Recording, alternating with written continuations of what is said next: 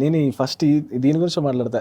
పుష్ప 2 మొత్తం ఒక ఎత్తు అయితే లాస్ట్ క్లైమాక్స్ ఫైట్ అనేది ఇంకొక సపరేట్ అని చెప్పొచ్చు. ఎందుకంటే అది కొంచెం అన్బిలీవబుల్ అండ్ అలానే ఎమోషన్ కూడా ఉంది అందులో. ఎమోషన్ ఉంది అండ్ అంతేకాకుండా కొంచెం అన్బిలీవబుల్, అంటే మనిషిలు ఎగరడం కానీ ఇవన్నీ ఫైట్ చేయడం ఇదంతా.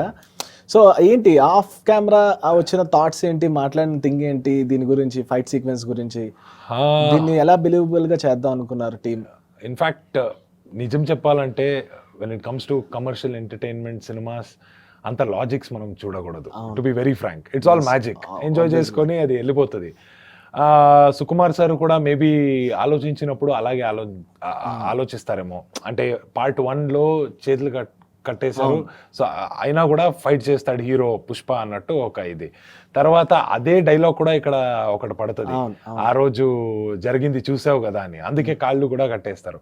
సో అక్కడ ఆ సెంటిమెంట్స్, ఆ ఎమోషన్ కూడా స్టార్ట్ అయిపోతుంది. అమ్మాయి మీద ఒక అటాక్ జరుగుతుంది అన్నప్పుడు ఆడియన్స్ దాని లోపల వెళ్ళిపోతారు, ఆ మ్యాజిక్లో వెళ్ళిపోతారు. లాజిక్ అంతా ఆలోచించరు. ఓకే మనకి ఇదే కావాలి. ఇప్పుడు అలా చూస్తే ఒక పర్సన్ 10 మందిని కొట్టాలంటే అది అస్సలు కుదరదు. So we should just look at it and enjoy. Entertainment దొరికిందా, బయట వచ్చినాక హ్యాపీగా వచ్చినామా, ఇంటికి వెళ్ళి దాని గురించి మాట్లాడుకున్నామా, అంతే. అలా ఉండాలి అని that is my thought. Maybe అందరూ అలాగే ఆలోచిస్తారని నేను కూడా